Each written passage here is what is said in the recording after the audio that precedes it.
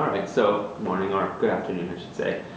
Today we're here, we have a very special treat here with Robert Scott, who's going to be telling us a little bit about his profession, which is law. He works here at HBA, which is a great law firm in New York City, and we just have a couple of questions, talk about how you guys, or your advice for artists and promoters and publicists and everyone who uses Geekspeak. Sure.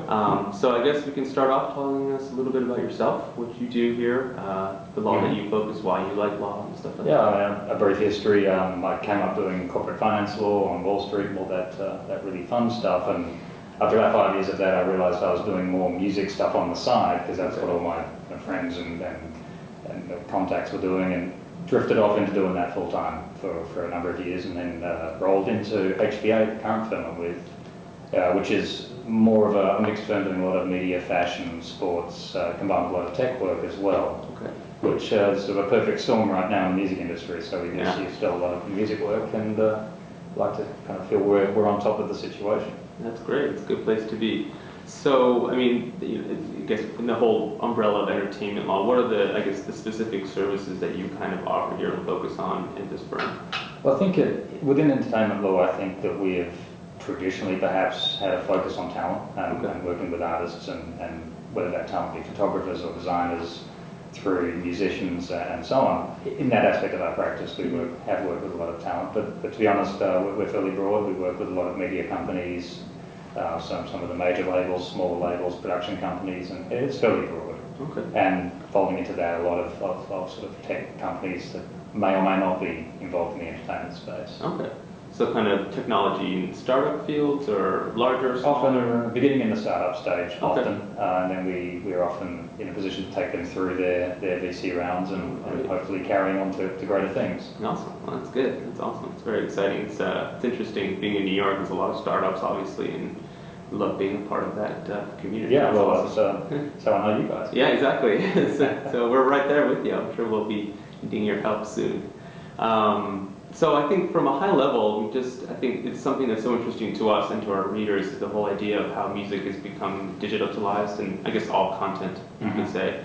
And I think, maybe you can give us a little idea of how the law has changed, if it has changed, or what's your perspective on that? Right. Well, obviously this is sort of the key change in sort of the world business economy and everything over the last 10 to 15 years. What surprises people, I think, particularly people who started out in the music industry more recently, is they really actually think that there's a whole new regime of law out there, and there's not. It's the same copyright, publicity rights, trademark issues that were there 10 years ago or 15 years ago. It's not new law, it's new business models, and so perhaps you are tackling different issues under those existing laws in different ways, but you still have the same fundamental underpinnings of what goes into the music business and the touring and performing business, which are based on publicity rights in an individual's identity, on copyrights in the music, in the publishing and in the master recording, and perhaps on trademark rights based on a band name, for example.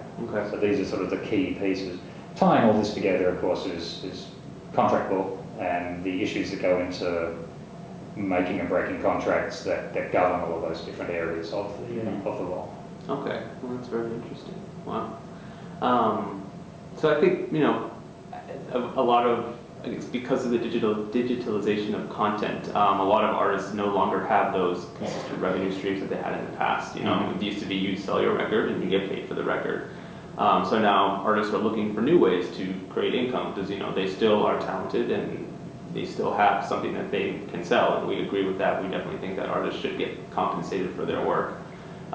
Just from a legal standpoint, is that something that you see? How do people? Well, I think it's sort of a follow-on to the last question in terms of the answer, I think, and that's because although yes, the music industry, what we traditionally think of as the music industry is really the record industry, which is really ceasing to exist as an industry, and records are really, in a legal sense, we're talking about master recordings, the actual piece that was owned traditionally by record labels. Of course, they are all now feverishly trying to get their hands on these other revenue streams, hence the 360 deals we see being presented by the majors and some of the bigger indies now.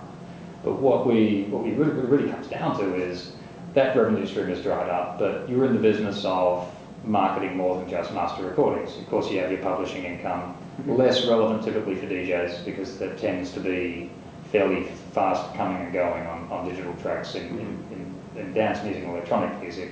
So less time and certainly less covering of tracks to generate a catalogue in publishing, which leaves the areas that are making money for people, which is touring and merchandise, and if you're big enough, endorsements and branding. Of course. And there's nothing new about any of these areas in terms of how they work. What's new is where they're suddenly popping up and the fact that now this is getting relevant to DJs, to artists of various kinds, because they're not getting big advances from record labels to do it. Okay. So it becomes now something that they're looking at immediately at the start of their careers. And the record itself is becoming more of a business card. You know, get it out to everyone you can. It's now an advertisement for me as a performing artist, me as a DJ, you know, to come and do shows. Wow, that's actually interesting. A business card, I like that. Well, I think That's a great concept. if you hold on to the idea that you know you're going to make a lot of money on your records and you're going to make a big profit, you are likely to have a miserable time of it. But as a digital, you're not necessarily having to press up records and spend money. So there's perhaps something to be said for accepting the zeitgeist shift of people saying we don't want to pay for music anymore, but they will pay for the show, or they will pay for the T-shirt, and you can use the music as a way to promote that. I mean, Mick Jagger said that he doesn't tour to support an album; he releases an album so that he can have a tour. Wow, Which is a very true thing. Yeah.